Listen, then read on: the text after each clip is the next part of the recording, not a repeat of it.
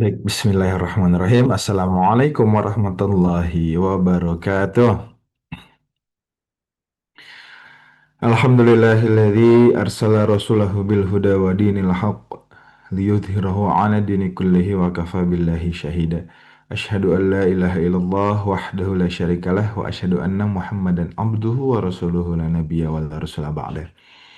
Allahumma salli ala Muhammad wa ala ali Muhammad kama sallaita ala Ibrahim wa ala ali Ibrahim wa barik ala Muhammad wa ala ali Muhammad kama barakta ala Ibrahim wa ala ali Ibrahim innaka Hamidum Majid. Amma ba'd. Qala rabbi shrah li sadri wa yassir li amri wa hlul 'uqdatam min lisani yafqahu qawli. Amin. Bapak Ibu Ayah Bunda, selamat pagi, selamat beraktivitas, selamat menempuh hidup baru. Ya, jadi selamat menempuh hidup baru nggak cuma kita sampaikan ke orang-orang yang atau pasangan-pasangan yang baru nikah ya Bu. Kita juga yang bangun pagi hari itu ya, bangun pagi tiap hari harus dikasih selamat yang sama. Selamat menempuh hidup baru. Tuh, takutnya ternyata di dalam tidur Allah nggak izinkan kita bangun ya. Maka selamat menempuh hidup baru Bapak Ibu Ayah Bunda semua. Semoga hidupnya Allah senantiasa berikan sakinah, mawadah dan rahmah. Doanya Kak jadi kayak doa buat yang nikah ya Bapak Ibu. Tapi nggak apa-apa, insya Allah itu doa seumur hidup ya, doa sepanjang hayat.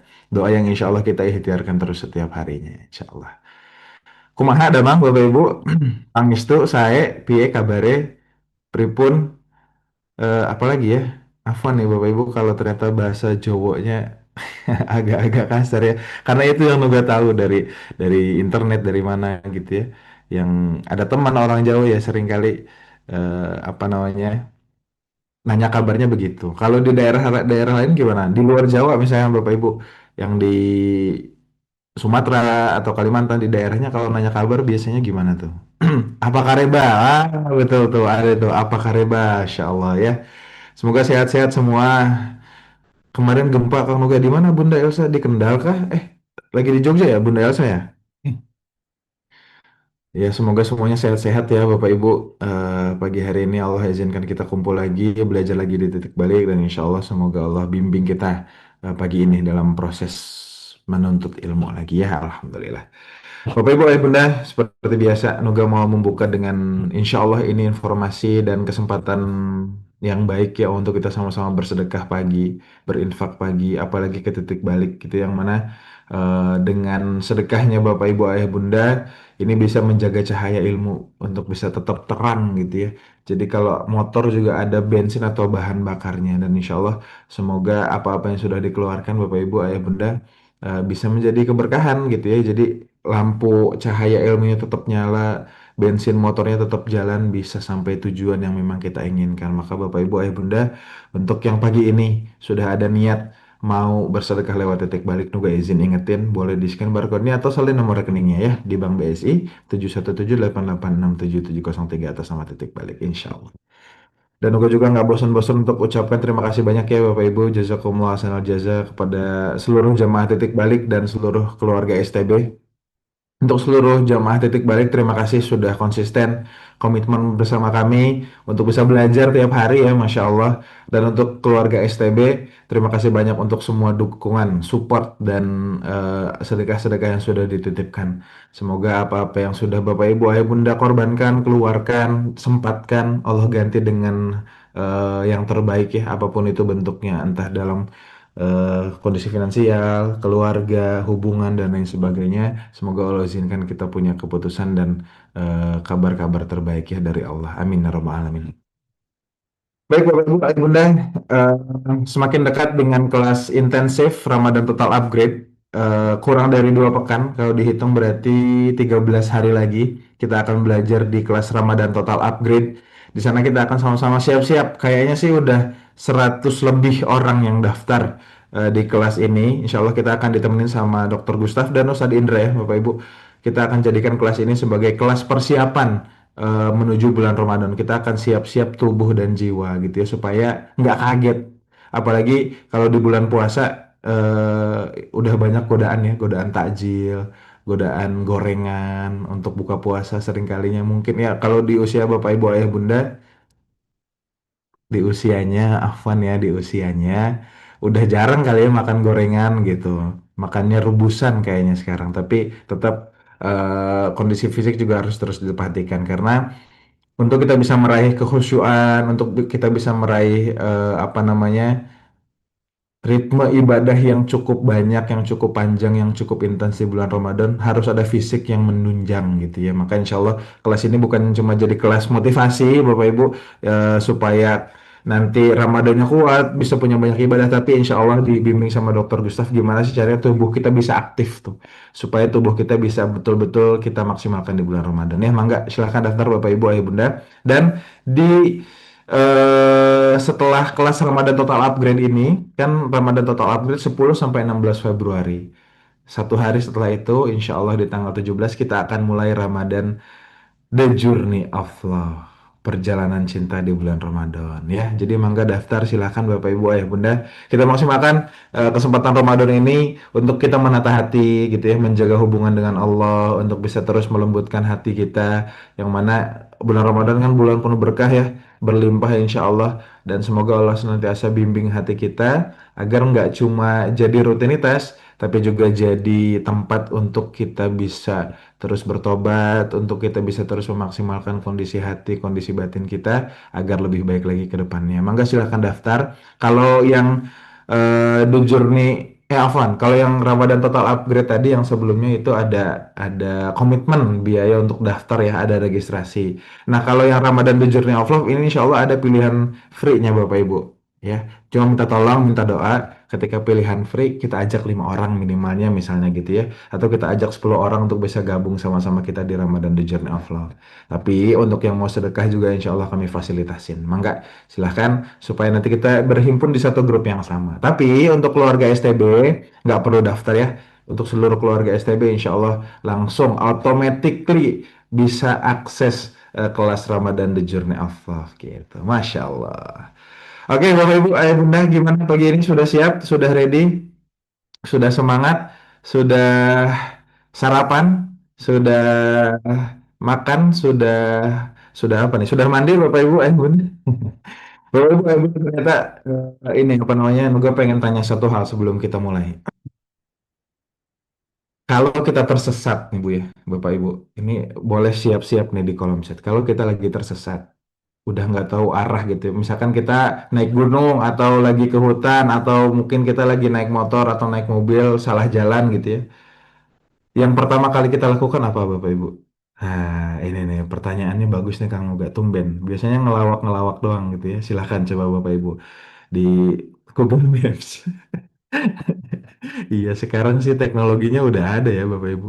Cuma kan kalau lagi di gunung tuh nggak bisa pakai Google Maps, Umi.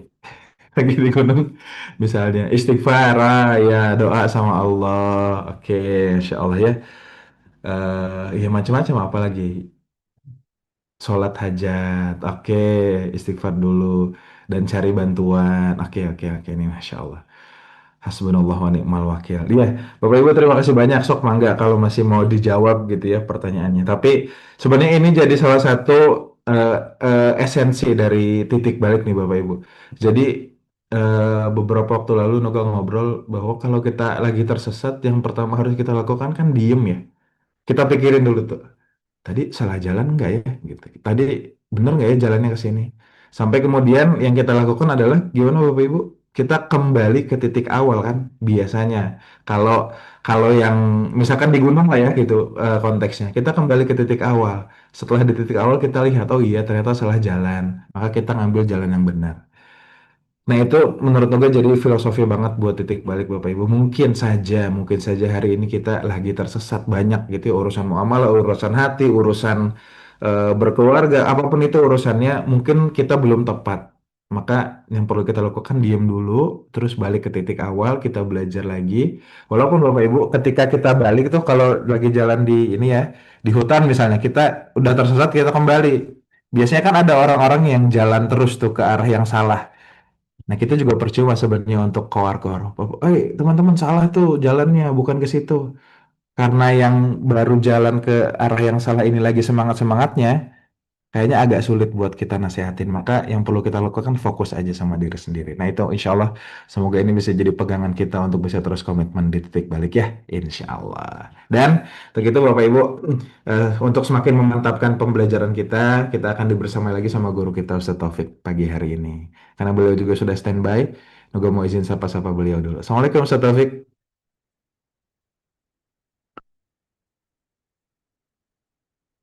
Sudah bisa terhubung kan Ustadz? Waalaikumsalam warahmatullahi wabarakatuh. Masya Allah. Lagi agak gelap gulita sepertinya Ustadz. Iya, masih di mobil ini, Kang Dadang. Oh, lagi mau safar kah Ustadz? Ada kajian di luar pagi ini? Ya, ada kajian nanti jam 9 saya. Oh, Masya Allah. Siap-siap. Aman Ustadz, Bismillah. Seperti biasa Ustadz, pagi hari ini kira-kira kalau boleh di-spill kita akan bahas apa aja Ustadz? Ya, bismillah, kita akan bahas tentang bantahan-bantahan dari Allah tentang tuduhan orang-orang yang mendustakan Rasulullah SAW dan kitab suci Al-Quran. Ya, seputar itu kira-kira pembahasan pagi hari ini. Itu Kang Duga. Insya Allah, syukuran Ustaz Taufik dan Bapak Ibu Ayah Bunda Mangga seperti biasa yang sudah siap mau raise hand boleh disiapkan mushaf atau Quran digitalnya. Kemudian siapkan catatannya supaya makin maksimal ya. Dan boleh dong Bapak Ibu untuk ngecek sudah pada fokus belum nih ya. Sok Mangga kita kirimkan emoticon seperti biasa. Kalau Bapak Ibu kan senang nyari emot yang lucu-lucu ya silahkan. Kalau sudah siap, Bismillah. Kita akan sama-sama belajar dan sambil siap-siap kita nonton seperti biasa. Kita saksikan dulu video yang berikut ini.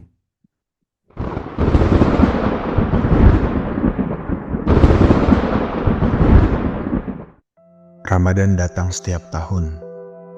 Tapi jujur, apakah tubuh dan ibadahmu benar-benar naik level? Kita puasa, kita sholat, kita niatkan ibadah sebaik mungkin. Tapi realitanya, tubuh justru cepat drop, emosi mudah meledak, fokus hilang di siang hari, dan khusyuk hanya mampir sebentar lalu pergi. Hal ini terjadi karena tubuh tidak pernah diajak bekerja sama dan mempersiapkan diri. Ramadan yang seharusnya menguatkan, justru melelahkan.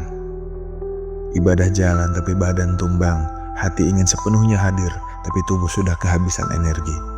Lebih menyakitkan lagi, setelah Ramadan selesai, semua kembali ke pola lama. Tidak ada yang benar-benar berubah. Padahal, sholat dan puasa bukan sekedar ritual. Ia adalah sistem aktivasi tubuh dan jiwa. Jika dipahami dengan benar, Ramadan seharusnya membuat tubuh lebih stabil, jiwa lebih tenang, dan ibadah terasa lebih hidup. Inilah yang dirancang dalam intensif kelas titik balik Ramadan Total Upgrade.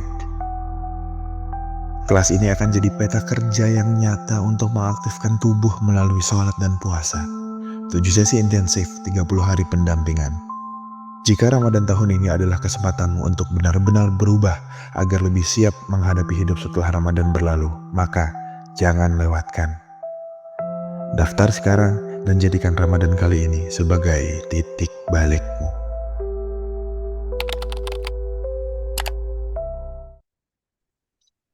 Bapak Ibu Ayah Bunda, kita awali dengan berdoa terlebih dahulu. A'udzubillahi minasyaitonirrajim. Bismillahirrahmanirrahim. Rabbi zidni ilma warzuqni fahma. Allahumma ilman nafi'an wa rizqan thayyiban wa amalan mutaqabbalan. Amin ya rabbal alamin. Untuk itu kepada Ustaz Taufik Al-Miftah waktu dan kesempatan terbaik ini dipersilahkan. Falyatafadhal masykur. Bismillahirrahmanirrahim. Assalamualaikum warahmatullahi wabarakatuh. Alhamdulillahilladzi arsala rasulahu Muhammadan ila kafatin nas wa anzala ma'ahul kitaba liyufarriqa bihi bainal haqqi wal batil wa bainal ma'rufi wal munkari wa hadana ila siratihil mustaqim. Asyhadu an la ilaha illallah wahdahu la syarikalah wa asyhadu anna Muhammadan abduhu wa rasuluhu shadiqul wa'dil amin. Allahumma la sahla illa ma ja'altahu sahla wa anta taj'alul hazna idza syi'ta sahla. Allahumma anfa'na bima 'allamtana wa 'allimna ma yanfa'una wa zidna ilman. Allahumma faqihna fid din wa 'allimna ta'wil birahmatika ya arhamar rahimin. Amin ya rabbal alamin.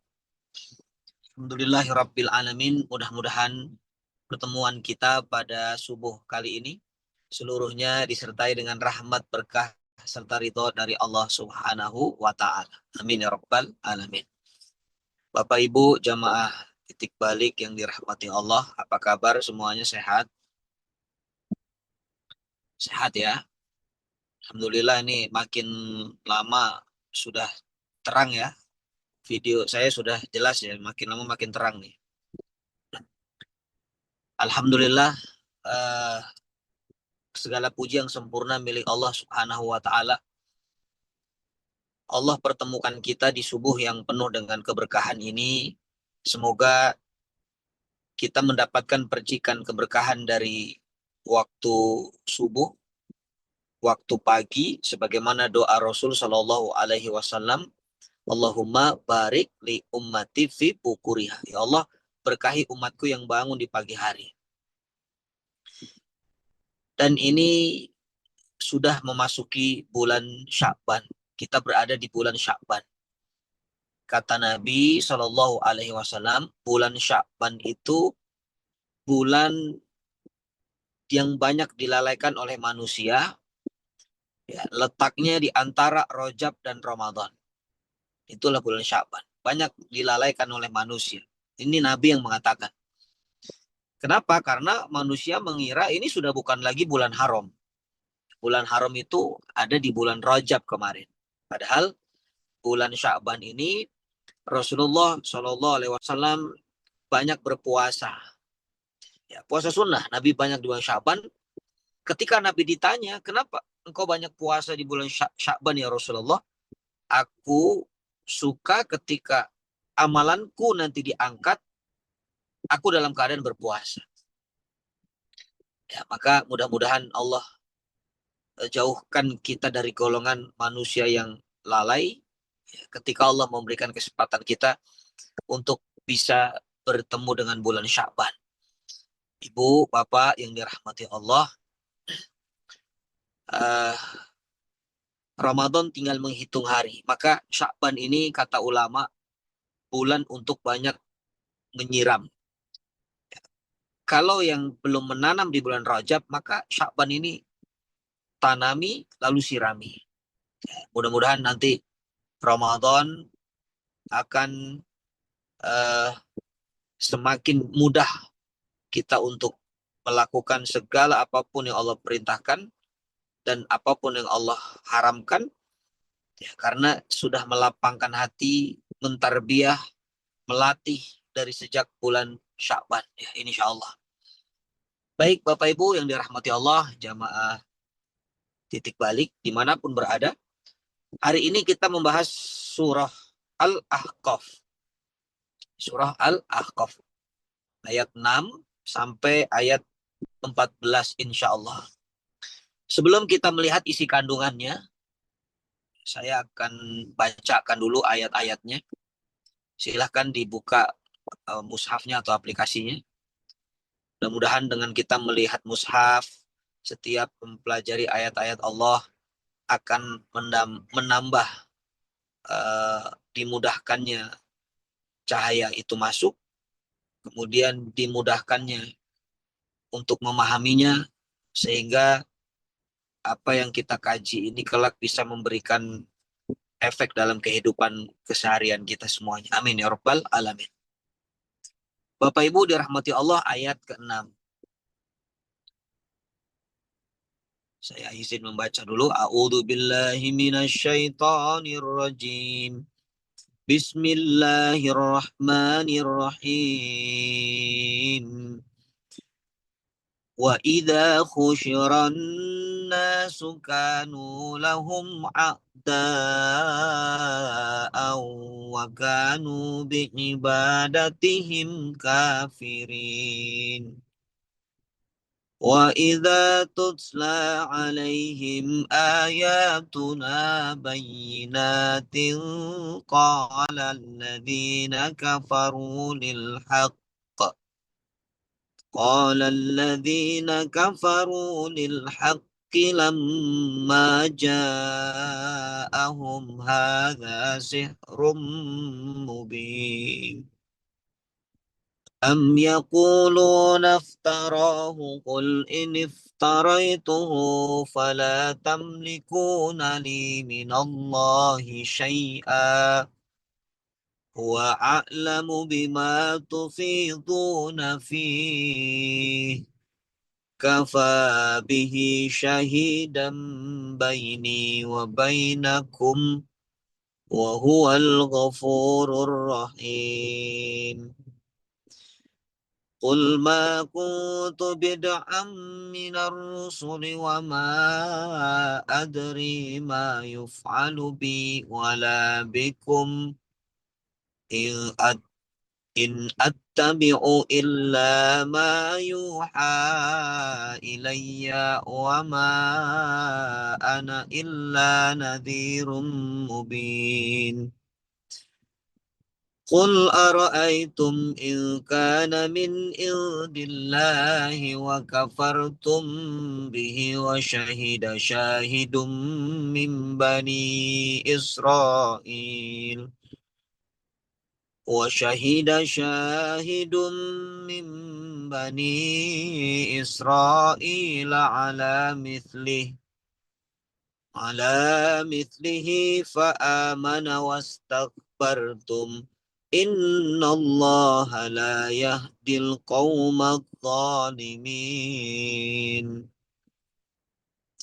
وقال الذين كفروا للذين آمنوا لو كان خيرا ما سبقونا إليه وإذ لم يهتدوا به فسيقولون هذا إفك قديم ومن قبله كتاب موسى إماما ورحمة وهذا كتاب مصدق لسانا عربيا لينذر الذين ظلموا وبشرى للمحسنين إن الذين قالوا ربنا الله ثم استقاموا فلا خوف عليهم ولا هم يحزنون أولئك أصحاب الجنة خالدين فيها جزاء بما كانوا يعملون Sadaqallahul adzim. Allahumma arhamna bil Quran. Bapak Ibu jamaah titik balik yang dirahmati Allah, ayat ke-6, ayat ke-7. Saya minta dibacakan dulu oleh yang sudah raise hand. Saya minta Bunda Elsa dari Kendal. Mohon izin Bunda. Ayat 6 dan 7 ya, boleh?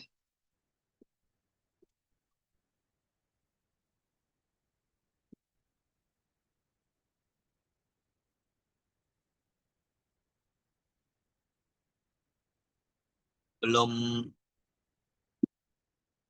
buka ya suaranya. Ada kendala pun.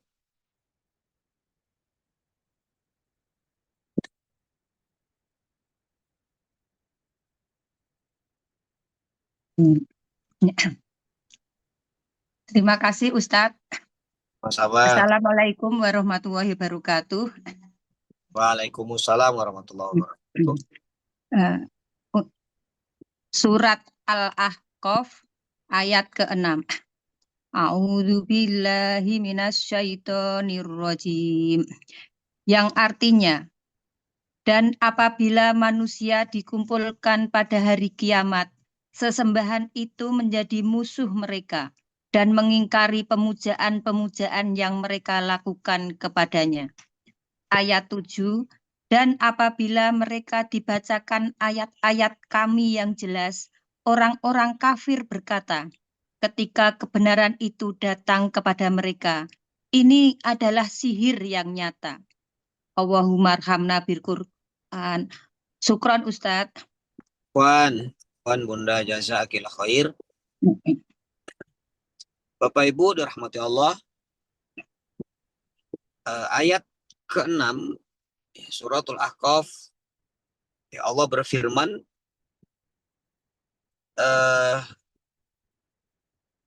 nanti ketika manusia dikumpulkan di hari kiamat di padang mahsyar, ada sesembahan-sesembahan yang dulu disembah oleh orang-orang yang menduakan Allah Subhanahu wa taala. Ya, ada yang menyembah sekarang itu mungkin, atau dari dulu ya, ada yang menyembah kepada api. Ada yang menjadikan malaikat sebagai Tuhan. Ada yang menjadikan matahari sebagai Tuhan. Ada yang menjadikan patung-patung, berhala-berhala menjadi Tuhan. Nah, semua itu ketika nanti dikumpulkan ya, oleh Allah Subhanahu wa taala pada hari kiamat, maka semua yang disembah itu akan berbalik menjadi musuh mereka. Naudzubillah. Ini siapapun yang menduakan Allah ya. Karena kalau di padang mahsyar itu, kejadian di padang mahsyar itu nggak bisa kita mengelak, nggak bisa lari. Di dalam surah Al-Fajr Allah menyampaikan bagaimana keadaan di padang mahsyar itu. Kalla, a'udzubillahi minasyaitonirrajim, kalla idza dukkatil ardu dakang dakah. Waja'a rabbuka wal malaku soffang soffa.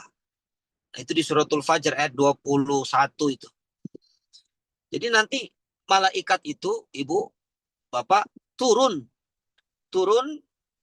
kemudian membuat saf melingkar. Ya, melingkar, ada 7 lapis saf di sana. Dan manusia dan jin itu berada di tengah-tengahnya. Dijaga ketat oleh para malaikat Allah. Nah, sehingga tidak bisa kemana-mana. Ya, di saat itu, ketika dikumpulkan, maka semuanya yaumatublas saroir, dibuka segala macam keburukan-keburukan. Termasuk ketika dia pernah mendatangkan tandingan bagi Allah. Dia menyembah patung, naudzubillah. Bahkan mungkin dia punya jimat, dia menyembah pepohonan, ya, atau dia mungkin menyembah dikatakan bintang, menyembah matahari. Maka semua itu akan datang dan menjadi musuh mereka. Ya, maksudnya menjadi musuh itu bagaimana? Nah, lihat kalimat ulama. Jadi berhala-berhala itu mengatakan, mada'aunakum ila ibadatina. Kalian semuanya yang menyembah berhala, yang menyembah matahari, yang menyembah bulan, yang menyembah bintang, yang punya jimat, pokoknya yang mendatangkan tandingan bagi Allah, yang menduakan Allah. Semua akan mengatakan, mada'aunakum ila ibadatina. Kata berhala-berhalanya itu, kata Tuhan-Tuhannya itu, kalian semua, kami tidak pernah mengajak kalian untuk menyembah kami. Alhamdulillah. Subhanallah. Mereka melepas diri, aku tuh gak pernah ngajak kamu nyembah aku. Nah, termasuk yang menuhankan Nabi Isa, yang menuhankan Uzair. Pokoknya siapapun nanti akan bersaksi ya di padang mahsyar nanti, mereka akan mengingkari pemujaan-pemujaan yang mereka lakukan kepadanya. Subhanallah. Kira-kira sakit hati itu keadaannya, Ibu Bapak. Bisa dibayangkan ya. Ya, dulu ketika di dunia disembah, ya, dijadikan sandaran, begitu sudah di akhirat, di padang mahsyar, dia tidak mengakui. Aku itu bukan Tuhan. Kata Nabi Isa alaihissalam, aku itu hamba Allah. Aku nggak nyuruh kamu nyembah aku. Siapa suruh kamu nyembah aku? Termasuk iblis laknatullah pun sama. Iblis itu nanti pidato di neraka. Subhanallah. Jadi iblis itu nanti tausiah di neraka, tapi nggak usah datang kita. Ya. Apa kata iblis? Aku itu cuman ngajak. Ya, aku itu nggak maksa, tuh kata iblis tuh. Aku nggak maksa kalian untuk zina. Aku nggak maksa kalian untuk gibah. Aku nggak maksa kalian untuk judi. Aku cuman ngajak aja, ngajak. Terus kalian kenapa mau? Subhanallah. Wah, sakit hati betul itu. Nah, jadi ini ayat ke-6 ya, menggambarkan bahwa nanti manusia itu akan dikumpulkan ya, di antaranya untuk apa? Untuk mendengarkan kesaksian dari apa yang disembahnya di dunia, bahwa semua itu diingkarinya. Ya, aku bukan Tuhan. Kan dulu ada Allah yang maha kuasa. Ada Allah yang menciptakan kamu. Ada Allah yang memberikan rezeki kepada kamu. Ada Allah yang mengatur kehidupanmu. Kenapa kamu malah justru nyembahnya patung? Kenapa kamu justru malah nyembah matahari? Kenapa kamu justru malah nyembah Isa? Nah, semua itu akan apa? Akan terjadi permusuhan. Subhanallah. Ini ayat ke-6. Jelas Ibu ya? Ayat ke-7-nya, ya, apabila mereka dibacakan ayat-ayat kami, orang kafir itu akan mengatakan ketika kebenaran itu datang kepada mereka, inilah sihir. Ini ayat sudah sering dibahas di ayat-ayat lain, mungkin ada yang semisal ya. Banyak mereka mengatakan Quran itu sihir. Jadi orang-orang ini ketika didatangkan yang benar, ayat-ayat Al-Quran yang benar, mereka menustakan, bahkan mereka mengatakan itu masih sihir. Seperti di surah Al-Mutaffifin kalau tidak salah ya, ada ayat kalla, Quran itu mereka menyebutnya asatirul awalin ya, atau dongeng masa lalu. Al-Quran itu cuma dongeng masa lalu. Lalu Allah katakan, Allah bantah, kalla ya, enggak, sekali-kali tidak. Quran itu bukan dongeng masa lalu, kalla bal rona. Hanya saja hati mereka yang menghitam. Sehingga mereka mengatakan Quran itu dongeng masa lalu. Nah, di ayat ini mereka tidak mengatakan dongeng masa lalu, tapi orang-orang kafir ini mengatakan ketika kebenaran itu datang, ketika Al-Quran itu disampaikan kepada mereka, dibacakan dengan jelas, mereka mengatakan ini adalah sihir yang nyata. Mereka bilang ini sihir katanya. Subhanallah. Kenapa? Hatinya sudah mati, hatinya sudah tertutup. Bapak Ibu dirahmati Allah, pertanyaannya kenapa mereka mengatakan Al-Quran itu sihir?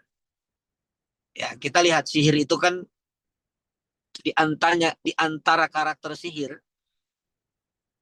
itu bisa memisahkan antar dua hubungan. Itu biasanya perbuatan sihir tuh. Suami istri bisa saling membenci. Padahal awalnya tidak ada masalah. Itu melihat pasangannya itu jelek saja, jelek. Nah, pokoknya lihat muka suami itu nggak enak. Ya, berubah tiba-tiba suaminya terlihat mungkin seperti ya bisa jadi seperti binatang. Ya, wajahnya tiba-tiba berbulu. Nah, itu permainan sihir tuh begitu Ibu Bapak. Atau sebaliknya, suami melihat istrinya kok kayaknya nggak secantik waktu baru menikah, ya mungkin misalnya begitu kan. Kok kalau melihat istri itu agak-agak muak, bahkan naudzubillah muntah ya, bahkan dia nggak suka lihat istrinya. Nah, itu salah satu permainan sihir. Pokoknya sihir itu memecah belah. Yang baik hubungan sudah bagus, tiba-tiba dipecah belah. Itu salah satu indikator kena sihir biasanya. Nah, kenapa orang-orang kafir mengatakan Quran itu seperti Quran itu sihir mubin, sihir yang nyata? Karena memang ketika Quran itu datang, ya, Rasulullah SAW menyampaikan Al-Quran di kota Mekah saat itu, banyak yang terpecah antara suami dengan istri ribut. Karena suaminya beriman, istrinya enggak. Ya, atau dengan anak. Ya, anak dengan bapaknya. Bapaknya kafir, anaknya beriman, akhirnya ribut, pisah. Nah, kemudian misalnya kakak dengan adik, Kakaknya ingin mengikuti tuntunan Al-Quran, adanya nggak mau. Akhirnya pisah. Nah, maka orang kafir mengatakan, oh itu Quran itu sihir yang nyata itu. Itu alasan pertama. Ya, alasan kedua, kenapa dikatakan Quran itu sihir? Karena sangat cepat merubah seseorang. Orang yang tadinya tidak mendengar Al-Quran, yang tadinya tidak beriman, begitu Rasulullah SAW membacakan ayat-ayat Al-Quran, seketika orang beriman. Subhanallah. Ya, contohnya seorang Umar ibn Khattab radhiyallahu anhu. Umar itu kan awalnya mau bunuh Nabi kan, ya. Dalam riwayat dikatakan, dalam sejarah ya, Umar bin Khattab tuh sudah dengan pedangnya Bapak Ibu. Karena ketika waktu itu pagi hari, Umar melihat ada orang-orang yang hijrah dari Mekah ke Habasyah. Bahkan Umar mengatakan, ini agama apa ini yang dibawa Muhammad ini? Ini kalau agamanya nggak serius, nggak mungkin ada orang yang rela meninggalkan keluarganya, yang rela meninggalkan hartanya, rela meninggalkan jabatannya, popularitasnya, demi untuk mengikuti Muhammad. Ya, nyambung nggak maksud saya? Jadi Umar tuh sampai bingung, ini agama apa sebenarnya? Maka Umar berpikir nggak ada cara kecuali bunuh Muhammad ini sudah. Bunuh. Subhanallah. Lalu Umar itu dengan pedangnya keluar. Dan orang sudah paham ibu bapak. Kalau Umar bawa pedang keluar rumah, pedangnya tuh dibuka dari sarungnya.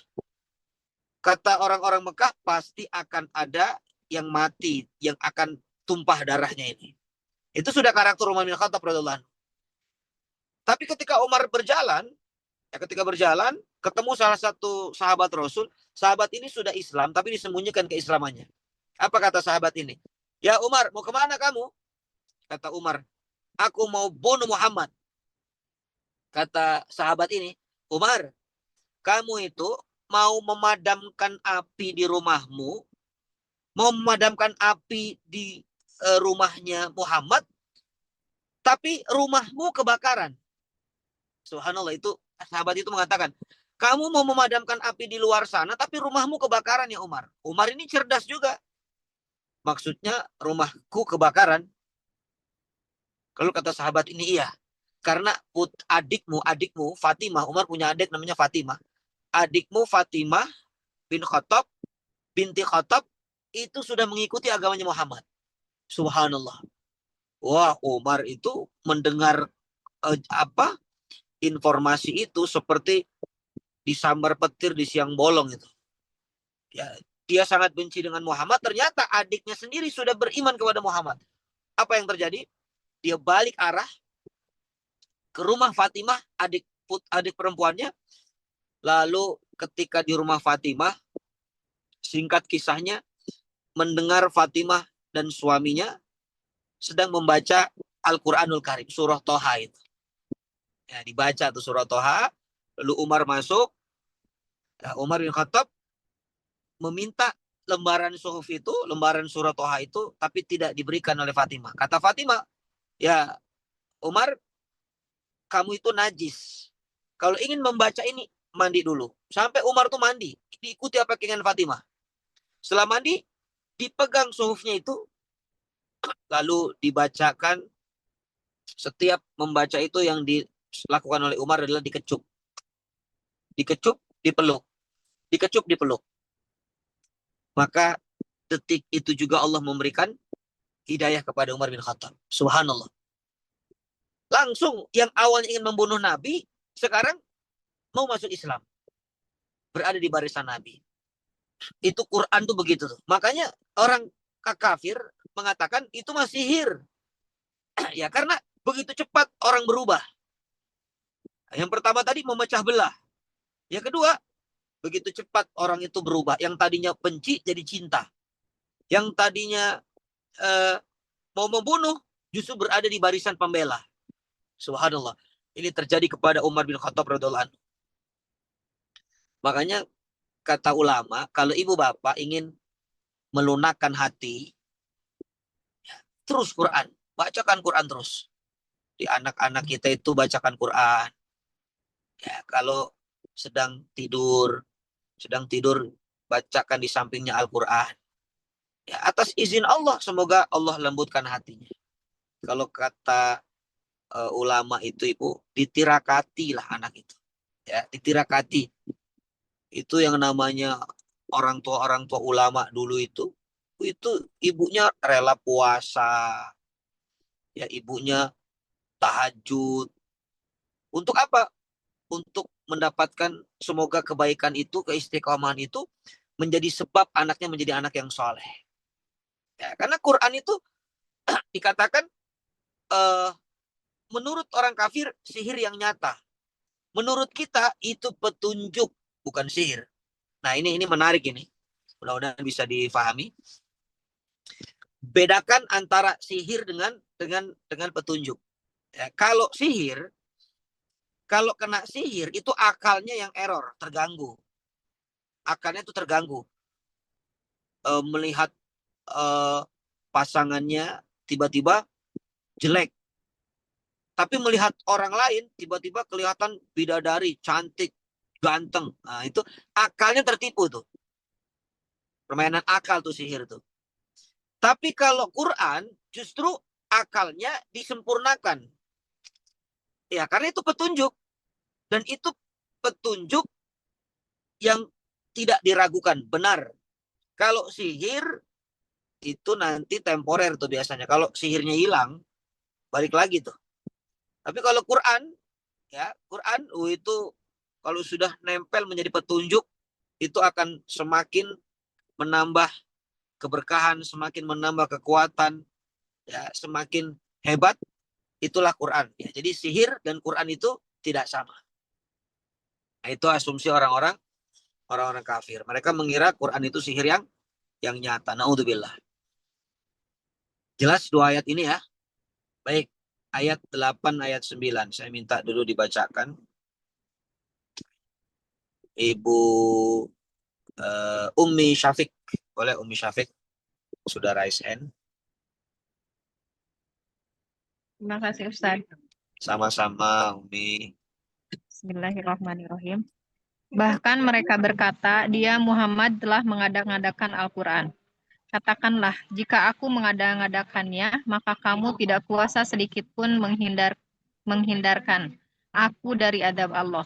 Dia lebih tahu apa yang kamu percakapkan tentang Al-Quran itu. Cukuplah dia menjadi saksi antara aku dengan kamu. Dia Maha Pengampun, Maha Penyayang. Sama ayat 9, Ustaz? Ya. Katakanlah Muhammad, aku bukanlah Rasul yang pertama di antara Rasul-Rasul. Dan aku tidak tahu apa yang akan diperbuat terhadapku dan terhadapmu. Aku hanyalah mengikuti apa yang diwahyukan kepadaku. Dan aku hanyalah pemberi peringatan yang menjelaskan. Jazakallahu khairan Ustaz. Wa ayakilah Ummi Syafiq. Barakallahu fiq. Bapak Ibu dirahmati Allah. Di ayat 8 ini bantahan tuduhan, mohon maaf. Ini tuduhan mereka lagi terhadap Quran. Tuduhan pertama, mereka mengatakan Quran itu sihir yang nyata. Tapi Quran tidak sama dengan sihir. Ya, kita patahkan Quran tidak sama dengan sihir. Nah, di ayat 8 mereka masih punya tuduhan. Apa tuduhan mereka? Ini orang-orang kafir ya. Tuduhannya mereka mengatakan Muhammad itu mengada-adakan Al-Quran. Nah, ini tuduhan nih. Jadi dikira itu Quran itu datang dari Rasul. Ya, bukan dari Allah. Bukan dari Tuhannya Muhammad. Itu mah made in Muhammad. Nah, ini tuduhan mereka. Maka Allah bantah. Ya, dibantah di sana. Apa kalimatnya?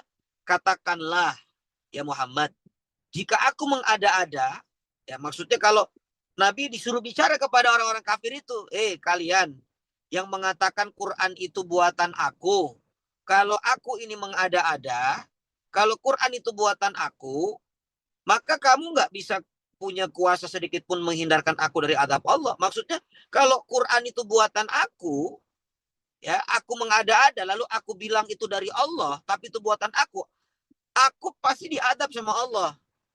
Itu tuh maknanya itu. Nyambung nggak? Ya. Jadi kalau Quran itu buatan Allah, terus aku bilang buatan aku, ya aku mengada-ada, pasti Allah akan mengadabku, kata Rasulullah. Dan kalau Allah mengadabku, kamu nggak punya kuasa untuk menolong, untuk menghindari adab itu. Maka dikatakan dia lebih tahu apa yang kamu percakapkan tentang Al-Quran itu. Maksudnya Allah tuh tahu. Kalau kalian tuh ingkar kepada Quran, kalian bahkan mendustakan juga, dan cukuplah dia menjadi saksi antara aku dengan kamu. Maksudnya cukup, ya Allah jadi saksi. Allah jadi saksi itu sudah cukup antara aku dengan kamu. Kalau aku ini yang membuat Al-Quran, Allah tahu kok. Tapi kalau kamu yang mendustakan, kamu menuduh, Allah juga tahu. Allah saksinya. Nah, dia maha pengampun, lagi maha penyayang. Jadi ayat itu kalau di ujungnya dia maha pengampun, lagi maha penyayang, itu isyarat kalau salah persepsi atau kita mendustakan ayat, maka segera taubat. Itu tuh maknanya itu. Ya. Jadi Allah kasih isyarat tuh di ujungnya kan. Dia maha pengampun, maha penyayang. Maksudnya kalau kamu mau taubat, diampuni. Ya, karena Allah itu maha pengampun dan maha penyayang.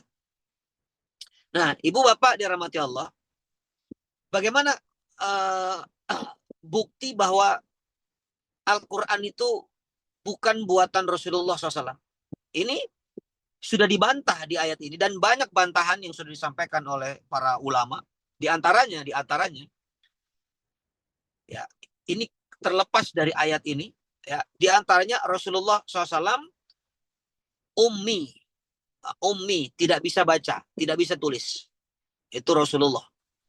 Jadi nggak mungkin ada orang tidak bisa baca, tidak bisa menulis, bisa membuat ayat-ayat Al-Quran. Itu bantahan ya yang disampaikan, yang sudah sering kita dengar, bahwa Rasulullah SAW tidak bisa baca tulis dan tidak pernah menelaah. Nggak pernah Nabi menelaah kitab apa, enggak. Itu yang pertama. Yang kedua, Rasulullah SAW nggak pernah punya guru. Nabi nggak pernah nyantri, ibu bapak. Nggak ada Nabi pesantren, masuk pesantren Ummul Qura, itu nggak ada. Ya. Atau Nabi pernah masuk gontor, nggak ada. Ya, gontor belum ada dulu juga. Nah, jadi dari mana Nabi bisa menyusun Al-Quran? Nyantri saja tidak. Yang nyantri aja nggak bisa. Subhanallah. Ya. Kemudian apalagi? Rasulullah SAW tidak pernah meninggalkan kota Mekah, ya, dalam waktu yang lama. Ya, Nabi itu nggak pernah ninggalin kota Mekah. Nabi itu nggak pernah hilang dari istri-istrinya dalam waktu yang cukup lama. Artinya Nabi nggak pernah mondok, nggak pernah cari guru, berguru kemana, nggak pernah. Nah, maka itu bantahannya. Yang keempat, kalau memang itu karangannya Rasul, Al-Quran itu, kalau memang karangan Rasulullah SAW, maka ketika Allah men-challenge di dalam Al-Quran itu ada tantangan, pasti orang-orang kafir akan mampu mendatangkan tandingan untuk Quran itu. Ya kan? Kalau buatan Rasul, coba lihat.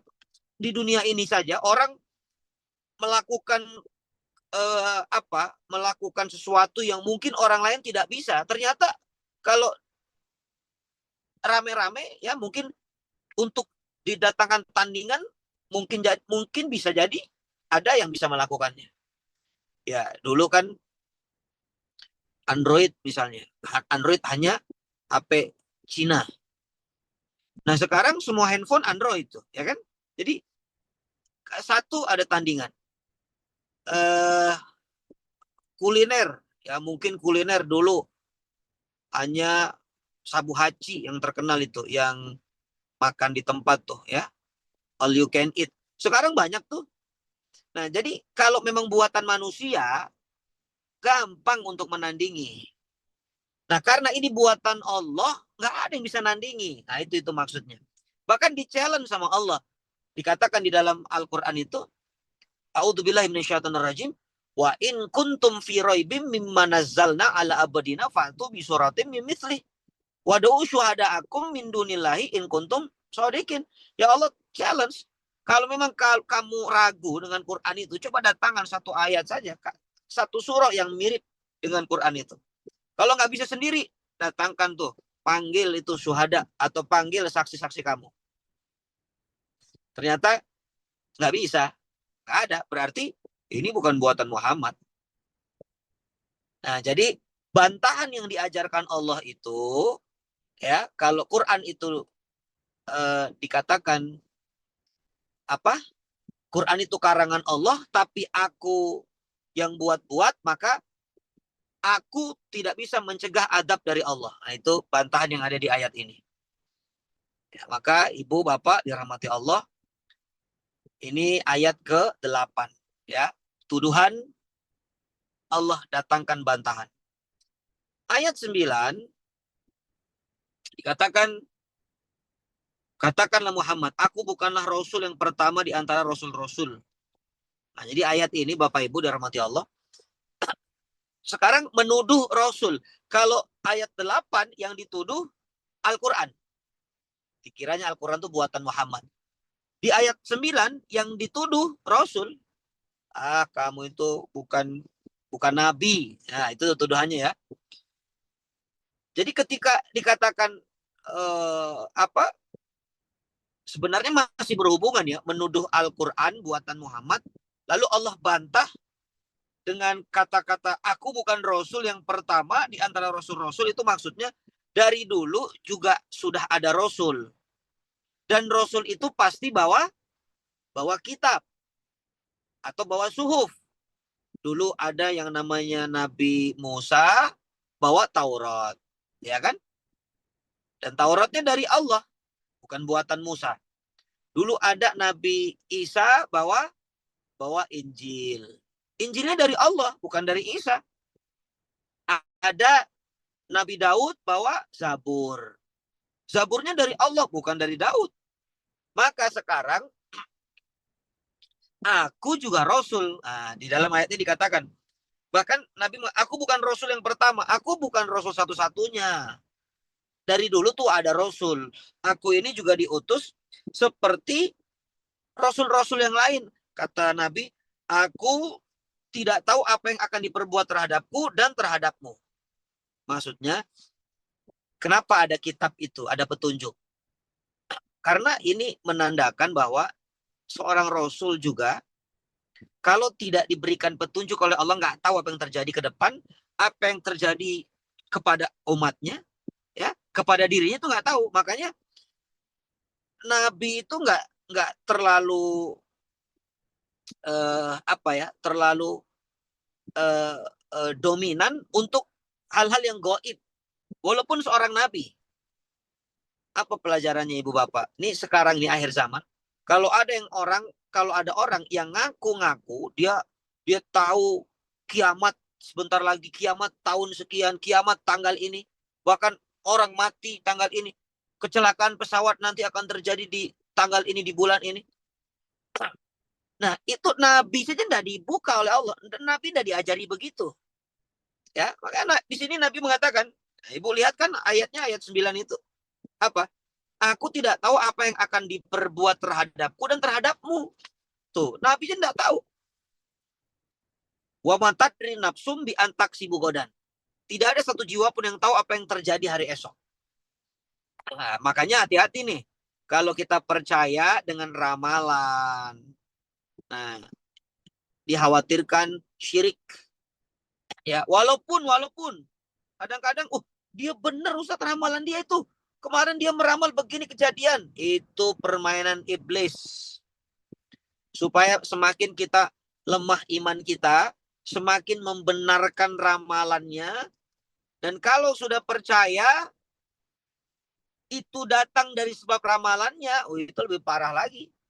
Karena tidak ada sesuatu terjadi di atas muka bumi ini kecuali atas izin Allah. Ya, tafsir mimpi itu beda, Ibu. Tafsir mimpi memang ada, tapi ini ada ilmunya. Beda dengan meramal ya, beda dengan meramal. Meramal kadang-kadang pakai kartu. Meramal kadang-kadang pakai garis tangan. Ya, kalau nggak ada garis tangan kadang-kadang pakai bentuk hidung. Jadi kalau hidung pesek nggak bisa diramal itu, subhanallah. Ya, maka ya, kalau watak bagaimana? Nah, kalau watak itu beda. Kalau watak itu kan karena memang sudah diketahui, ya karena saking seringnya berinteraksi. Oh, ini wataknya ini begini keras. Nah, itu bukan meramal namanya. Nah, itu memang ada ilmunya. Jadi kalau bisa dijelaskan oleh pakar yang ilmiah, yang punya ilmu, nggak ada masalah. Nah, kalau tafsir mimpi berdasarkan kitab primbon, nah itu nggak boleh. Kitab primbon itu yang membuat siapa? Kalau tafsir mimpi itu ada kitabnya, itu ulama yang membuat. Kalau ulama ada rujukannya, itu boleh. Tapi kalau kitab-kitab primbon berdasarkan akal, berdasarkan pengalaman, nah itu nggak bisa dijadikan rujukan. Ya, jadi hati-hati betul ini. Rame sosial media, banyak kejadian dihubungkan dengan paranormal ini, dihubungkan dengan ini. Kalau ramalan cuaca enggak apa-apa Ibu, itu kan ada ilmunya. Subhanallah ya. Itu ilmiah. Memang ada alat yang bisa mendeteksi cuaca. Nah, tapi jangan disandarkan kejadiannya kepada BMKG. Nah, itu yang salah. Jangan disandarkan kejadiannya kepada yang meramal, yang memperkirakan cuaca. Tapi tetap sandarkan kejadian ini yang bisa menentukan adalah takdir Allah Subhanahu wa Ta'ala. Jadi seperti di Jakarta kan ramai nih, rekayasa hujan itu kan ramai itu. Karena kemarin beberapa hari banjir. Begitu direkayasa ternyata benar nggak hujan. Lalu kita katakan, hebat pemerintah kita. Nah itu dia tuh masalahnya. Jadi yang hebat tuh bukan pemerintah, yang hebat tuh Allah. Ya, mau direkayasa bagaimanapun, kalau Allah katakan hujan ya hujan. Ya. Jadi ini babnya akidah, makanya memang harus lurus ya, harus lurus. Semuanya adalah qadarullah, ya. Semua adalah Allah yang punya kuasa. Kecuali kalau maksiat jangan sandarkan ke Allah. Ya, Ibu kenapa Ibu nggak sholat subuh? Ibu kenapa nggak pernah mau ngaji? Qadarullah. Nah, itu error tuh. Ya, maksiat disandarkan ke Allah, nggak boleh. Karena Allah berikan kita akal, berikan kita petunjuk supaya kita bisa memilih. Oke, itu bantahan yang kedua ya. Jadi Rasulullah dituduh tadi Quran itu buatannya, maka Rasul menjelaskan atas perintah Allah. Aku bukan Rasul pertama loh, sudah ada dari dulu Rasul, sama bawa kitab.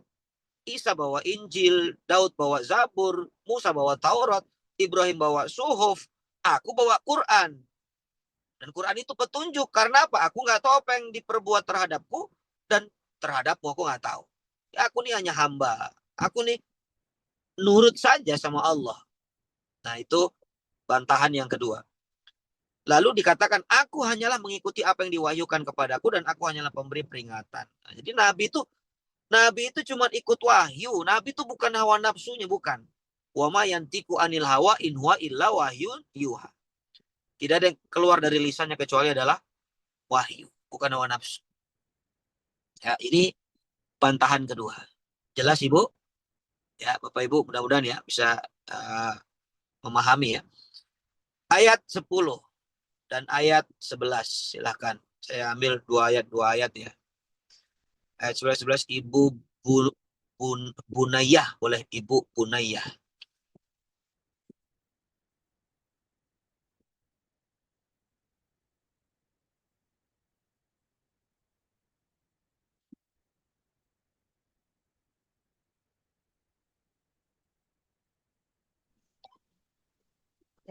Ya, surah Al-Ahqaf ayat 10 sampai 11, Ustaz.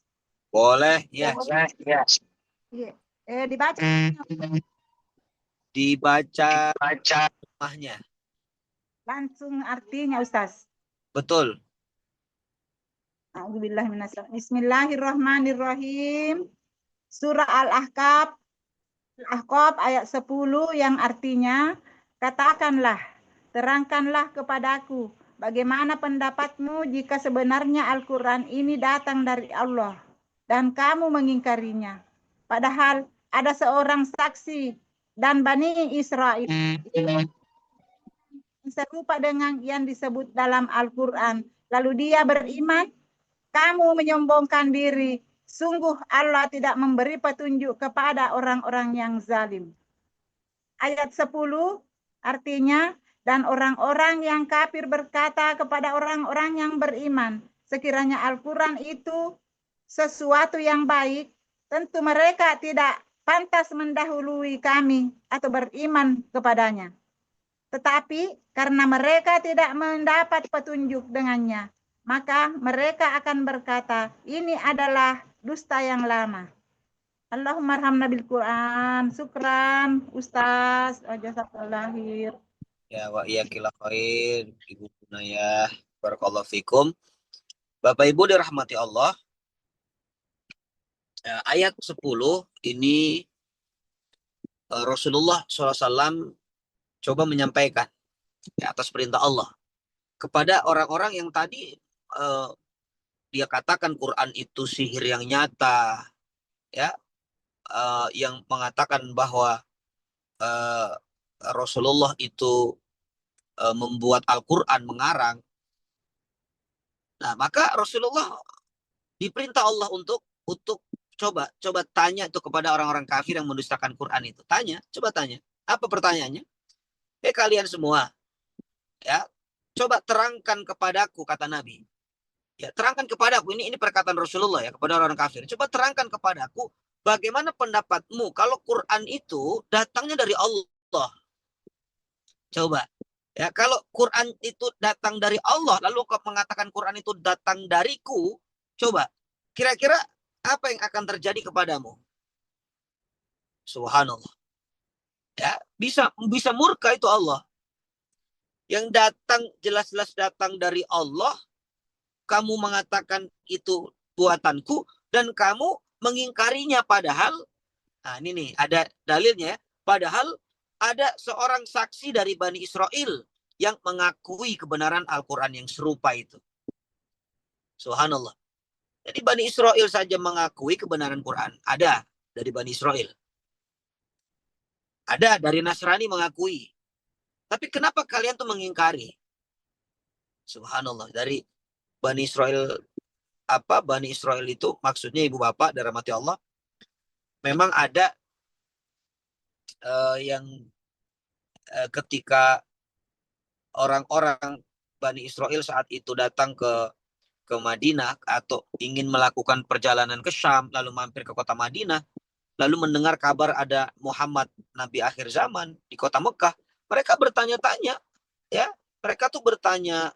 Jadi orang-orang Bani Israel itu datang untuk bertanya kepada Yahudi di Madinah yang ngerti tentang Taurat, ya, yang paham tentang Taurat. Apakah benar di Taurat ada diceritakan tentang Nabi namanya Ahmad misalnya, atau Nabi akhir zaman begini-begini. Lalu diceritakan, iya, itu nanti akan ada Nabi akhir zaman, lahir di Mekah, kemudian nanti akan hijrah ke Madinah, kan diceritakan semua. Nah, dan mereka percaya dengan itu. Subhanallah. Tapi ini orang kafir yang jelas-jelas Quran turun di hadapannya, yang menyampaikan langsung yang diturunkannya yaitu Rasulullah, kok diingkari itu, subhanallah. Ya, parah betul ini orang.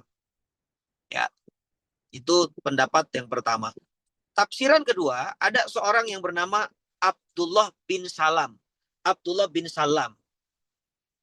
Abdullah bin Salam ini Yahudi.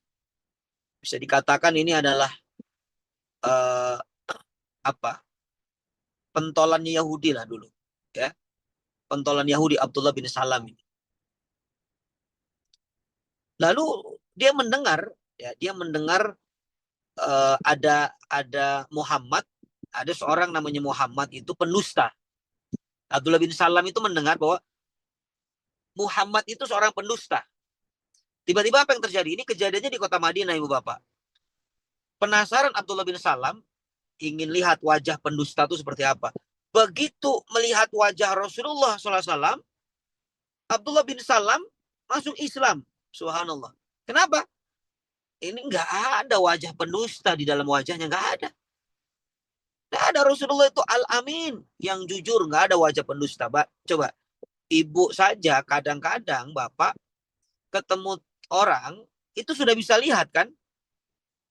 Ini wajah-wajah banyak cicilan ini. Itu kelihatan tuh. Ya. Ini wajah-wajah titik balik nih. Itu kelihatan. Ini wajah-wajah keluarga STB nih. Ini wajah-wajah penghafal Quran ini. Itu kita bisa melihat. Padahal kita nggak punya kelebihan apa-apa kan. Dan belum tentu itu benar. Belum tentu. Kita lihat. Ini kayaknya wajah-wajah kriminal. Padahal belum tentu kan. Ya belum tentu. Mungkin ya hanya prasangka kita saja. Tapi kalau Rasulullah SAW, ya kenapa orang tuh bisa melihat dari wajahnya? Karena memang Nabi itu maksum, Nabi itu terjaga, Nabi itu mulia. Sudah terlihat dari wajahnya itu, ini nggak mungkin pendusta ini begini. Maka Abdullah bin Salam masuk Islam. Ditambah lagi ketika Abdullah bin Salam mendengar perkataan Rasulullah itu kepada orang-orang Madinah. Dakwah Nabi di kota Madinah itu kan pertama kali, ya ayuhan nas, ya manusia, absus salam, sebarkan salam. Wasilul arham, sambung silaturahim. Wa'at imi to'am, berikan makanan. Ya, wasallu billaili wan nasuniyam, sholat di waktu malam ketika manusia tertidur. Wa tadkhulul jannata bisalam, maka kamu akan masuk surga dengan keselamatan. Nah, itu kan dakwah Rasul. Sejuk, adem. Mana ada wajah pendusta? Lisan orang pendusta itu tidak begitu. Nah, maka Abdullah bin Salam itu masuk Islam. Nah, ini menarik Bapak Ibu. Sebenarnya ayat ini, suratul Ahqaf ini, surah Makkiyah. Ya, surah Makkiyah. Surah Makkiyah itu surah yang turun sebelum Nabi hijrah. Tapi ayat ini bercerita tentang seorang Abdullah bin Salam yang tinggalnya di Madinah. Subhanallah. Nah, terus bagaimana cara memahaminya? Kan surah Makkiyah. Kenapa ini kejadiannya di Madinah? Maka kata ulama, yang pertama bisa jadi ayat ini turunnya tidak seluruhnya secara langsung. Karena Quran kan ada yang turun satu surat pun baru turun 5 ayat. Misalnya suratul Alaq, gitu kan? Sisanya nanti dilanjutkan kapan. Nah, itu Quran tuh begitu, random. Ada yang satu surah full, surah Yusuf, surah Al-Fatihah, itu satu surah full. Nah, mungkin kata ulama, di ayat ke-11, ya ayat 11 ini ya, ayat 11 atau ayat 10, ayat 10. Mungkin ayat 10 ini turunnya setelah Nabi hijrah. Ya, dari ayat 1 sampai 9 di kota Mekah. Nah, ini pendapat pertama. Nah, pendapat kedua, bisa jadi ini ayat memang turun di Mekah. Tapi Allah ingin menyampaikan kabar yang belum terjadi. Ya, jadi ini belum kejadian. Maksudnya begini, nanti akan ada Bani Israel yang mengakui kebenaran yang serupa di dalam Al-Quran, lalu dia beriman. Nah, ini bukan ramalan, bukan. Tapi Allah kan maha tahu apa yang akan terjadi nanti kan. Kalau yang bicara Allah ya pasti. Makanya ayat yang diawali dengan idza itu dulu mungkin belum terjadi, tapi pasti terjadi. Idza jaa nasrullahi wal fath, itu ayat ketika turun belum terjadi Fatu Mekah. Tapi sekarang sudah terjadi. Makanya nanti ada ayat idza zulzilatil ardu zilzalaha, apabila bumi diguncangkan dengan guncangan yang cukup dahsyat. Sekarang belum terjadi, tapi pasti nanti terjadi. Nah, jadi dua kemungkinan ayat ini turunnya memang di Mekah, tapi Allah memberikan informasi dulu bahwa nanti akan ada Bani Israel yang masuk Islam. Tuh. Namanya Abdullah bin Salam. Abdullah bin Salam. Ya. Oke, itu ayat 10. Lalu di ujungnya Allah katakan, kamu menyombongkan diri. Sungguh Allah tidak memberi petunjuk kepada orang-orang zalim. Ya, maksudnya itu ada Bani Israel yang percaya kok dengan Quran itu. Ya, bahkan dikatakan setelah itu dia beriman kok. Kamu nggak mau menerima Quran, kamu masih berada dalam kesombongan, maka sungguh Allah tidak memberi petunjuk bagi orang-orang yang zalim. Ya, itu ancamannya ya di ujungnya. Ayat 11, dan orang-orang yang kafir berkata kepada orang-orang yang beriman. Jadi orang kafir itu berkata kepada orang beriman, sekiranya Al-Quran itu baik, ini kepada Abu Jahal. Saat itu Abu Jahal, Abu Lahab mengatakan, Muhammad, seandainya ya Quran itu memang baik, subhanallah, perhatikan ini kalimatnya. Ini kata Abu Jahal, kata Abu Lahab, dan kroni-kroninya. Seandainya Quran itu memang baik, ya tentu mereka itu tidak pantas lebih dulu beriman daripada kami. Jadi maksudnya gini, kalau memang Quran itu bagus, Quran itu baik, kami yang lebih dulu beriman daripada mereka, itu kata Abu Jahal. Ya, jadi Abu Jahal ini mengukur baik buruknya Quran, baik atau tidaknya Quran itu dengan dirinya. Kalau dia beriman, kalau emang Quran baik ya dia beriman. Tapi kalau dia nggak beriman berarti Qurannya nggak baik. Ya itu tuh dengan apa? Akal terbatas dengan hawa nafsunya. Jadi ukurannya begitu. Ya, subhanallah. Maka hati-hati dengan kesombongan ya pastinya. Nah, tetapi karena mereka tidak mendapat petunjuk dengannya, maka mereka akan berkata ini adalah dusta yang lama.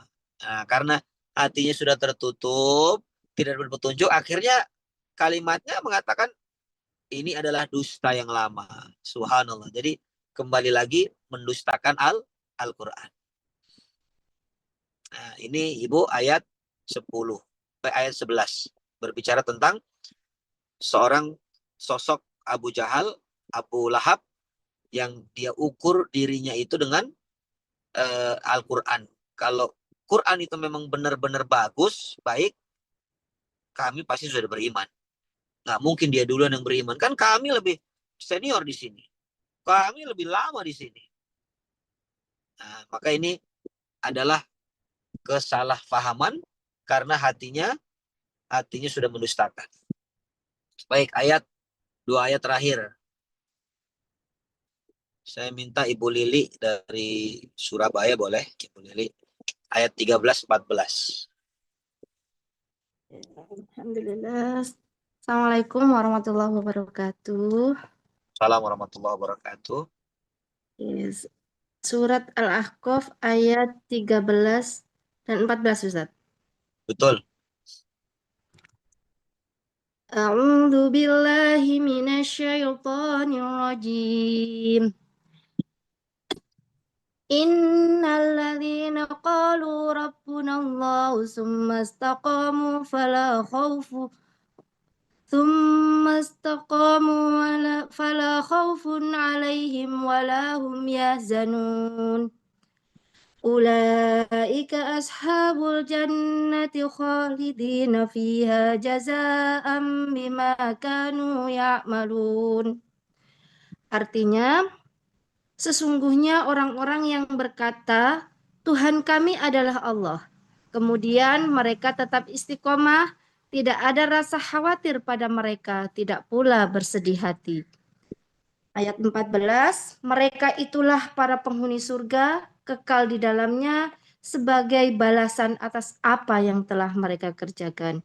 Shadaqallahul azim. Allahumma arhamna bil Quran. Jazakallah khair Ustaz. Sehat selalu, berkah. Allah ya Rabb, jazakillah khair. Allah yubariku fikum. Bapak Ibu dirahmati Allah. Nah, dua ayat terakhir ini adalah kabar gembira. Jadi Quran itu memang rutenya ya indah ya. Tadi berbicara tentang karakter orang-orang kafir yang mendatangkan tandingan bagi Allah, lalu Allah sampaikan sifat mereka yang selalu mengingkari Quran, mendustakan Quran, bahkan menuduh Rasulullah SAW. Lalu Allah bantah semuanya itu. Sudah dibantah itu semua. Nah sekarang ayat 13, ayat 14, ini kabar gembira buat kita semua. Kata Allah, kalau kita ini yang kita ya, atau siapapun orang-orang yang berkata Tuhan kami Allah. Nah, jadi seolah-olah ini membalikkan keadaan orang-orang sebelumnya. Orang-orang sebelumnya mengatakan tadi Tuhanku adalah matahari, Tuhanku adalah berhala, Tuhanku adalah Isa, Tuhanku adalah macam-macam. Maka di ayat ini mengatakan siapa yang mengatakan Tuhan kami adalah Allah. La ilaha illallah.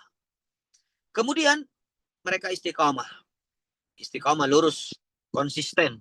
Konsisten dengan ucapannya itu Tuhan kami Allah, maka perbuatannya pun sami'na wa ta'na. Sam'an wa ta'atan. Apa perintah Allah dikerjakan, apa larangan Allah ditinggalkan. Itu namanya istiqamah. Maka tidak ada rasa khawatir pada mereka dan mereka tidak pula bersedih hati. Subhanallah, ini menarik ayat ini. Kalau surah Fusilat ayat 30 ya sama ya, tapi ada sedikit perbedaan. Surah Fusilat ayat 30, A'udzubillahi minasyaitonirrajim, innal ladzina qalu rabbunallah tsumastaqamu tatanazzalu alaihimul malaikah. Nah, itu bedanya. Ibu yang bisa membedakan coba cek Fusilat 30 dengan Al-Ahqaf 13. Ini mirip tapi ada bedanya. Nanti kita lihat apa rahasia hikmahnya itu. Ya, surah Fusilat 30 itu ada kata-kata tatanazzalu alaihimul malaikah. Barulah ujungnya sama. Alla takhafu wa la tahzanu wabsyiru bil jannati allati kuntum tu'adun. Tapi di surah Al-Ahqaf, innal ladzina qalu rabbunallah tsumastaqamu fala khaufun alaihim wa lahum yahzanun. Nah, ini perbedaannya di sini, Bu. Kata ulama begini. Kalau surah Fusilat 30 memang sama, siapapun yang beriman kepada Allah, lalu dia istiqomah, maka Allah turunkan kepadanya malaikat. Allah turunkan, ini di surah Fusilat 30 ya, saya sampaikan dulu. Turun malaikat Allah, apa tujuannya? Untuk menjaga hambanya yang istiqomah ini. Yang mengatakan Tuhan kami Allah, lalu dia istiqomah, Allah turunkan malaikat untuk menjaganya. Kalau malaikat sudah menjaga, maka hidupnya itu fala khaufun alaihim walahum yahzanun. Nggak takut, nggak sedih. Tapi ada perantara malaikat di situ. Ya, nyambung ya. Tapi di ayat 13 Al-Ahqaf, Allah nggak katakan malaikat, nggak ada tuh. Innal ladzina qalu rabbunallah tsumastaqamu. Langsung. Artinya, secara level ayat 13 ini lebih tinggi derajatnya. Ya, kenapa? Karena ini udah nggak perlu perantara malaikat lagi. Langsung Allah yang menanamkan hatinya tidak takut. Allah yang menanamkan hatinya tidak ada kesedihan. Ya, bisa dibedakan? Nyambung ya? Jadi kalau Fusilat 30 tadi masih ada perantara malaikatnya. Kalau di ayat ini nggak pakai perantara. Direct, langsung Allah yang menanamkan rasa tidak ada khawatir dan tidak ada kesedihan. Kira-kira lebih jelek yang mana itu? Yang 30 ayat surah Fusilat atau yang 13 suratul Ahqaf? Suratul Ahqaf ya, ayat 13. Makanya ibu bapak dirahmati Allah, istiqomahlah. Ya, mudah-mudahan ini setiap pagi ikut titik balik. Masya Allah. Ya, ngaji. Pokoknya walaupun ngantuk ngaji, walaupun tidak paham, dengerin aja udah. Ya, nanti Allah yang memberikan hidayah pemahaman. Yang bisa memahamkan itu bukan ustadznya, bukan. Saya itu hanya menyampaikan Bapak Ibu. Ya, makanya kalau ngaji itu, walaupun sudah dibahas, ngaji aja sudah, nggak ada masalah. Bisa jadi Allah berikan pemahaman, Allah berikan hidayah mengamalkan di saat itu. Walaupun itu sudah diulang-ulang materi itu. Berapa kali kita ngaji tentang tema gosip. Tapi masih gosip atau enggak? Masih. Artinya itu belum berhasil ngaji tentang membahas tentang tema gosip. Kalau selesai ngaji masih bergosip. Makanya ikuti lagi tema gosip. Barangkali disitulah hidayah Allah berikan, dicabut keinginan kita untuk bergosip. Nah, jadi nggak ada kata udah pernah orang beriman tuh nggak begitu. Yuk kita bahas tema istiqomah ya. Sudah pernah Ustadz? Nah, ada sudah pernah. Sama orang berdoa itu, ibu bapak dirahmati Allah. Kalau diperintahkan doa, jangan mengatakan saya udah 3 tahun doa itu terus. Nggak ada. Bahkan ulama mengatakan siap. Kalau disuruh doa, kamu doa minta kesuksesannya. Siap walaupun sudah sukses. Karena sukses itu bukan dunia. Tapi sukses itu adalah akhirat.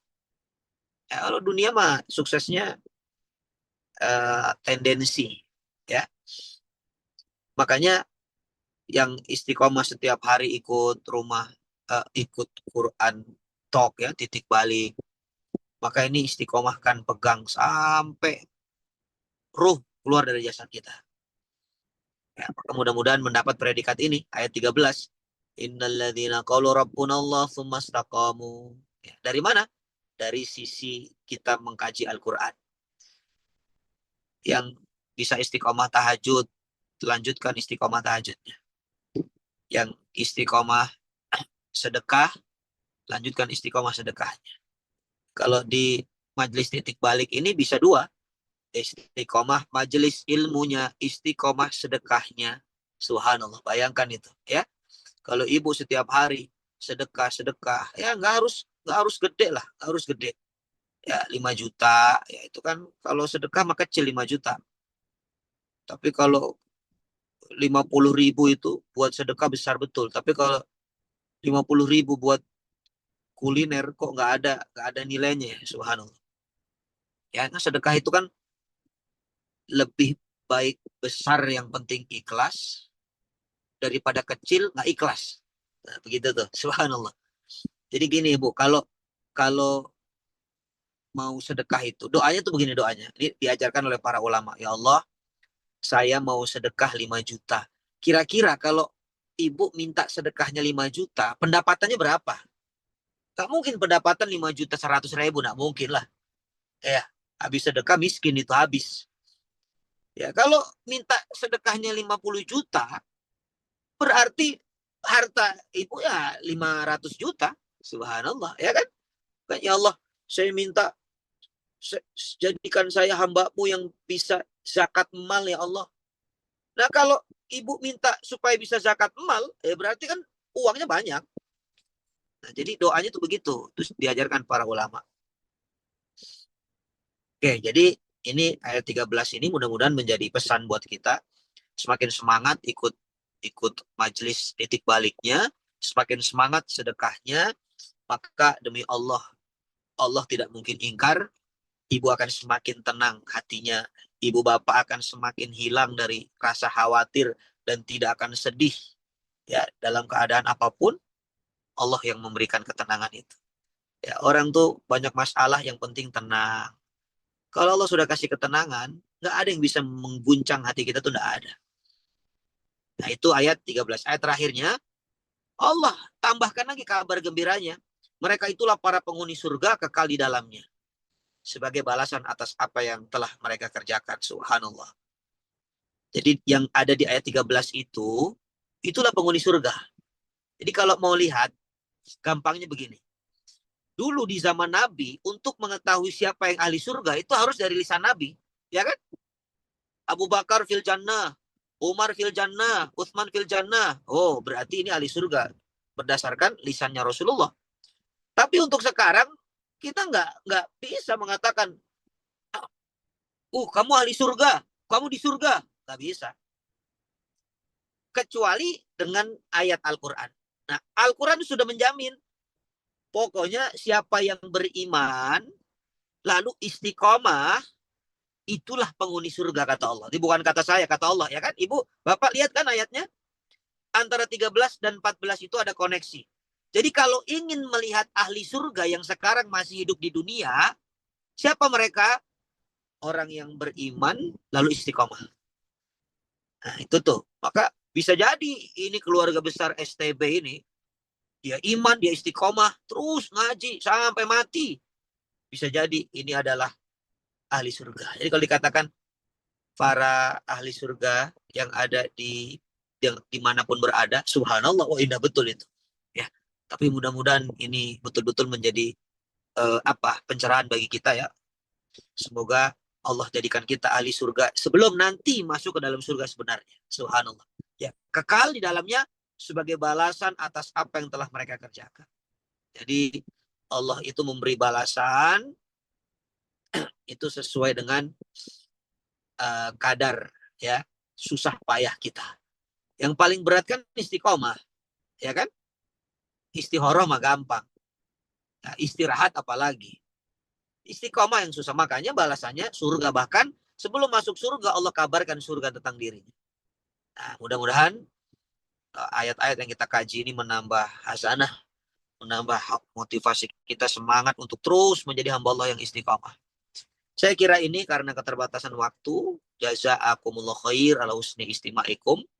Saya serahkan ke Kang Nuga. Wallahu yubariku fiik. Taufik barakallah, syukran, terima kasih banyak Ustaz Taufik atas kesempatannya pagi hari ini membersamai kita. Alhamdulillah ya Bapak Ibu, semakin menguatkan lagi tadabbur kita pagi ini. Izin Ustaz sebagai closing statement, mungkin ada dua request dari Nuga. Pertama, barangkali terkait dengan closing statement kita hari ini, dan yang kedua mungkin nanti insya Allah kan kita akan ada Ramadan di Journey of Love ya. Ustaz Taufik juga ada di sana. Minta tolong dikuatkan kenapa penting di bulan Ramadan kita punya majelis ilmu lagi, Ustaz. Fadal. Iya, yang pertama ya closing statement dari pembahasan kita ini adalah ada satu ungkapan dari ulama. Ini bukan hadis Nabi tapi ini ulama mengatakan a'zamul karomah luzumul istiqamah. Pertolongan Allah yang paling tinggi kepada hambanya itu adalah ketika hambanya itu diberikan kekuatan untuk istiqamah. Ya, makanya kalau ibu dan bapak ditolong Allah, bisa istiqomah, itu pertolongan yang sangat tinggi dan itu hamba pilihan Allah. Nah, maka syukuri itu ya dengan cara apa? Dengan cara ucapkan alhamdulillah, ya Allah, alhamdulillah, hada min fadli rabbi, ya ashkuru am akfur. Ya syukuri itu. Nah itu yang pertama, closing statementnya ya. Jadi pertolongan paling tinggi, paling hebat adalah ketika Allah berikan kita istiqomah. Yang kedua, kenapa penting ikut journey of love ya Ramadan? Karena kita nggak tahu apakah Ramadan tahun ini itu Ramadan terakhir atau mungkin ketemu lagi tahun depan. Ya, kalau itu terakhir kita ketemu Ramadan tahun ini, maka itu yang disebut dengan husnul khatimah, endingnya bagus. Ya, kenapa?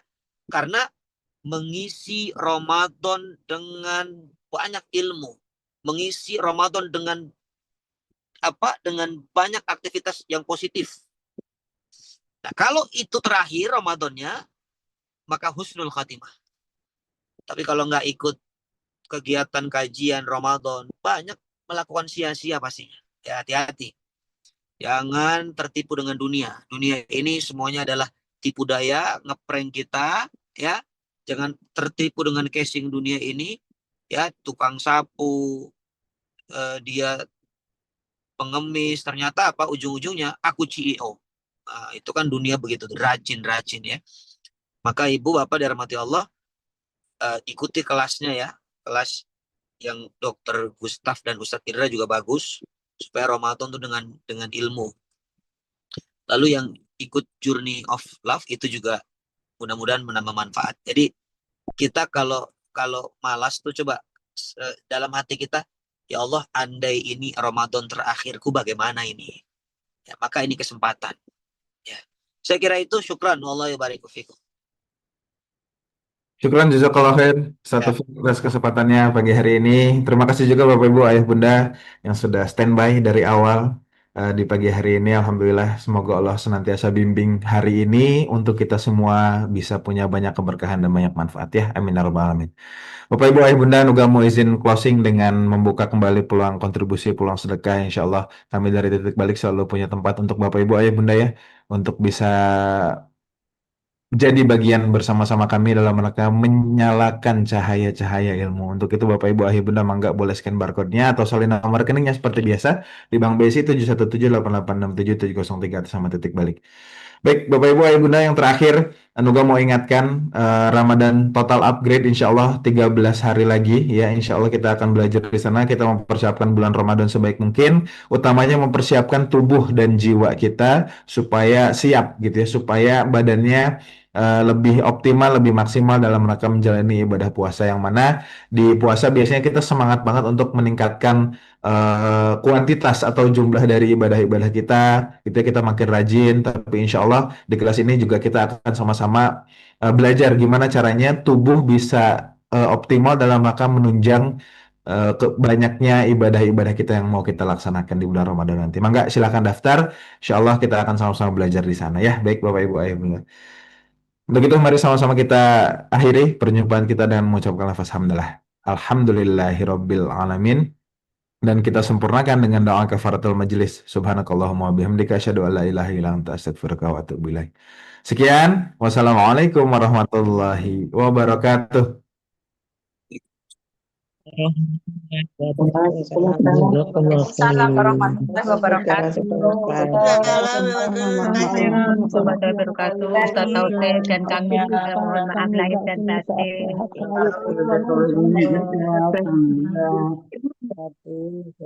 Sehat-sehat selalu.